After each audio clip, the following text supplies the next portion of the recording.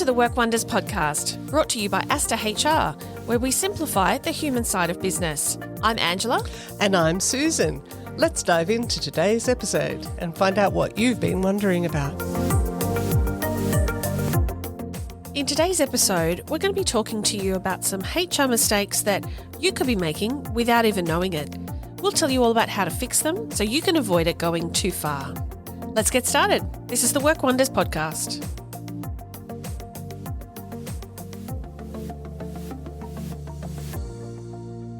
Hello, Angela. Hi, Susan.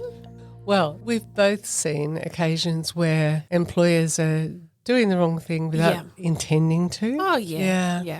They're doing it by mistake, but they're actually putting their business at risk. Yeah. So that's what this whole episode is about. Yes. And it might be something that's invisible that they've done without even noticing that they're doing it, or it might be something where they think they're following the right path, but there's actually something that's not quite right. Yeah. Something's gone amiss. And that leaves you open to risk. Now, when we started talking about this, the list kept growing, didn't it? It did. We've got 5 to share with you today, but honestly, it could have been a lot more.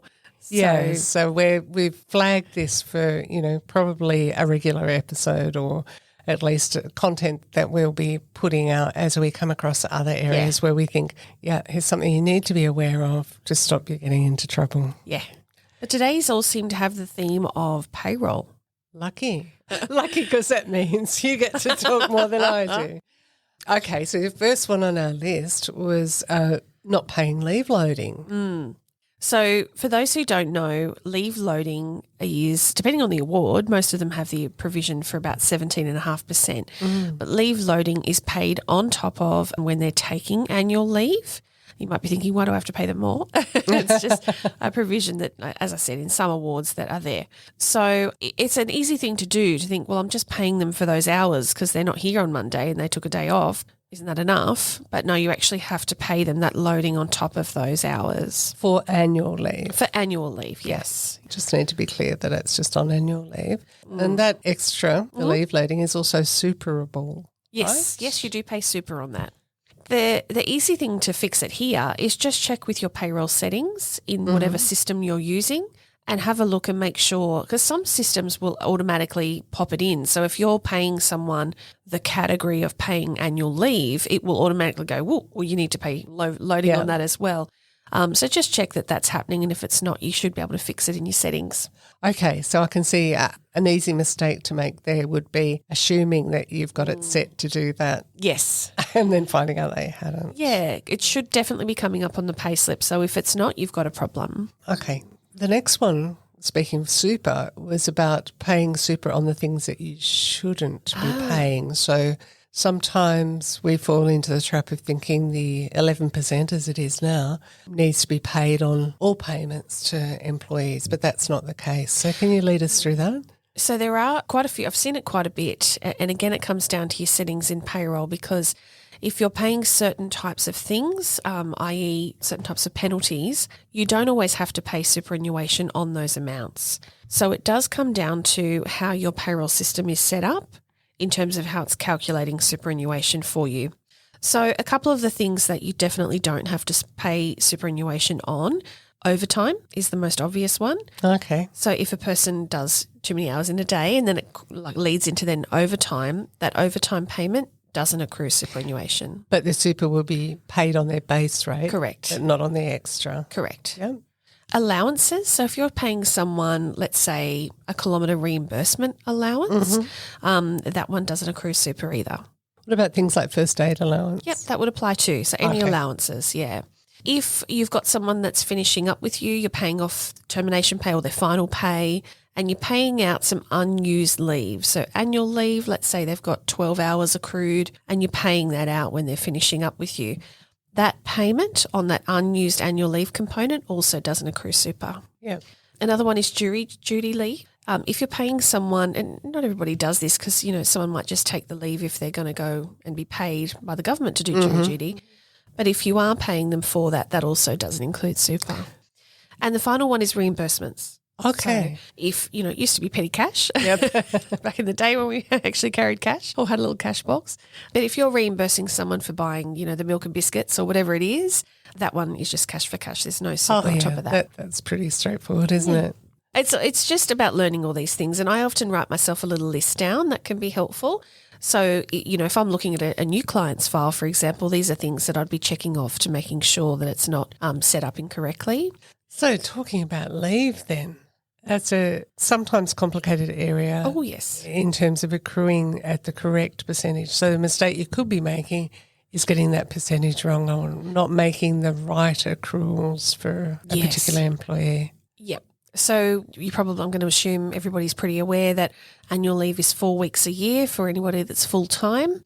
But the problem you have is when you come to a part-timer, if they're not doing that full-time amount of hours, they shouldn't be accruing the full 4 weeks. No. It's what we call pro rata. Yep. So they should be accruing it differently. And again, it all comes down to your payroll settings and how you set that up. Depending on what system you're using, you can boss that system around to tell it to either accrue a fixed amount every pay period, so every week or whatever. Right. Or you could say, no, I want this percentage applied to every time I pay them this type of, hours, or a manual sort of thing that you can calculate it yourself and put it in every pay week if you were adventurous enough to. So adventurous is the word. So I'm thinking that the percentage is going to be the most fail-safe method. Is that right? I agree, because the percentage will apply correctly no matter whether a person is part-time or full-time. Mm-hmm. So, the percentage just means that whether a person is working 5 hours or 35, the scale will be the same. So you're getting it right. Yeah. Easy fixed. Payroll's complex. There's so much to remember. You need to keep track of timesheets, calculate penalty rates, allowances, accrue the right type of leave entitlements, issue pay slips, and then there's single touch payroll as well. And as your team grows, the more time-consuming payroll becomes for you. Well, our team at Asta HR can help you. Whether you pay your staff weekly, fortnightly, or monthly, we can provide you a simple solution, so all you need to do is make the bank transfer. Let us take care of the tricky stuff so you can be sure that your business is compliant, and we'll even help you stay on top of tax, super, and workers' compensation obligations and changes to your award. Schedule your free call now at astahr.com.au. Now, it's back to the episode. So our fourth mistake that we've seen people make or have the potential to fall into the trap of is directing staff to take annual leave in situations where they can't or shouldn't be doing that. So there's a couple of reasons why someone would do that, ask them to take leave. I guess the most obvious is a Christmas period when you're shutting down, like if you are someone that closes over Christmas, or if perhaps they have too much annual leave accrued and you want them to do something about that, to take that. So let's say an employee has 8 weeks of annual leave accrued, and in some cases you might say, well, I need them to take a little bit of that because it's too much, or, I don't want that sort of balance sitting there. I'm a bit worried about it. In some cases you can direct them to take that if they've shown no interest in plans to take that sort of leave, but there's restrictions on that. So things like they need to at least have 6 weeks left over. So I know I've spoken to some clients before who think, can't we just take it back to zero? No, you can't do that. So there needs to be that balance there for them, so it's not always go back to nothing. But the most important thing to remember is that you just to check your award. Yeah, absolutely. And what your award says, whether you can actually do that. Because there is difference between or among awards. Yes. And then there's been some recent changes. That was specifically around shutdowns and forcing people to take leave over shutdown. Can you talk about that? Yeah, so around May of 2023, there was a change to most awards. So, well, like in our Christmas example, if you're going to shut down over Christmas between, let's say, Christmas and New Year, you need to give employees notice. Yes. So in some awards that was always there, but now it's actually a requirement for you to give them written notice of exactly at least 28 days or more, so 4 weeks. So you need to actually let them know well in advance, we're going to be closing this day, reopening this day, and what implication that means for them. So they could take annual leave if they've got it, but you can't force them to take unpaid leave of some kind over that time. You could agree with them to perhaps paying an advance in their leave. So leave in advance. Yeah. Or something like that. Or maybe they're accruing some time in lieu and they could use that. There's a couple of different scenarios. So I guess we would advise that whatever agreement you come to with the staff member, that's documented somewhere. Yes, absolutely. So that they can't turn around and go, no, that's not what I wanted. And signed off by the employee, obviously. But also you need to really be clear about what's in your award. And if that's beyond you or you're not interested or you really can't be bothered, then you can always give us a call and we'll check it out for you. Yeah. Okay, so our final one is having a sort of casual approach to time off in lieu. Right. Yeah. So it's where we might say, oh, well, I worked a bit extra yesterday and so I'm going to add all that up and then I'll have an extra day's leave when I come to take my holidays. It really needs to be managed in your organisation. So what would you suggest around that, Angela? Well, not surprising. Probably I'd suggest to start with a policy. So I would have a think about that before it happens. Are you happy for people to start accruing those times and taking it off? What does it look like? When is it okay? When does it get approved? How can they take it? All of that. I always think that the best way to think of it is as overtime. Yeah. So staff members they don't choose themselves when they do overtime. Yeah. They have to I agree with that. Be directed to do overtime. Yes. And then they will be paid for that excess time that they work. It should be the same with time in lieu. Is that too strict a line? No, not at all. I think I've seen it too many times where employers will say, oh, I've just got to pay them because that's happened and they've done this and they've done that. It should have some forethought to it and absolutely a discussion with your staff. Set some boundaries around that. And if they go outside those boundaries, just remind them of what your policy is. If you've got that set up, then you've got a foundation there to be able to have that discussion to correct that when that happens. But it should be your decision. Of course, what you're saying there around approving it, like the need for overtime, but then also them taking it. That should be up to you when they're allowed to take that as well. And as always, don't forget to check your award because some awards will say it can be by arrangement to have some sort of alternative here, but some awards might say you actually have to pay the overtime. It can't be hour for hour. Yeah. So if you do decide to have a time off in lieu arrangement, then you also need to be tracking it. Yes. And not leaving it up to the employee to tell you. No, and most payroll systems I think wouldn't really have that feature. Maybe some would, or maybe like a HRI system would. But you'd want to be on top of that to make sure that you're the one capturing that data and aware of that data. And like you're saying, don't let the employees just choose when they want to design their own work, if you like, or their own week.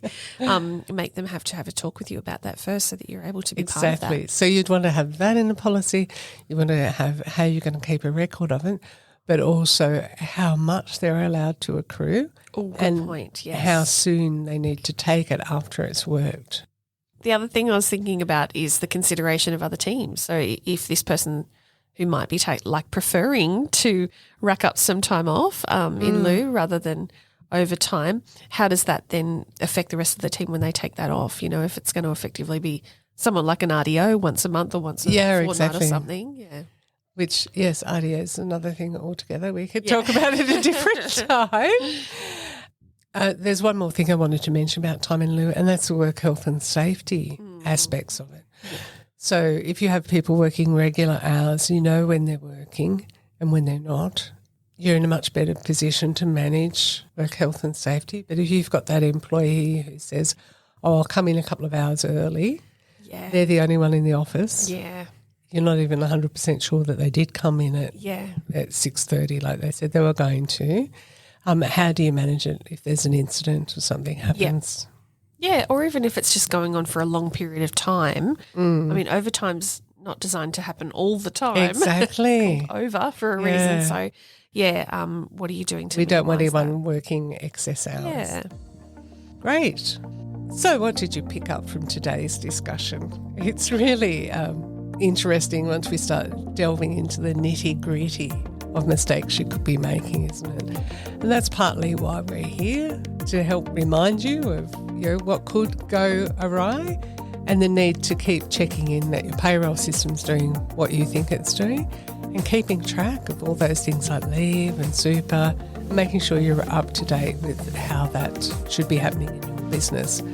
So if you want any more information on any of this, please access the show notes on our website. And of course, you're always welcome to pop us a question or send us a question through asterhr.com.au or our LinkedIn page, the Work Wonders Podcast.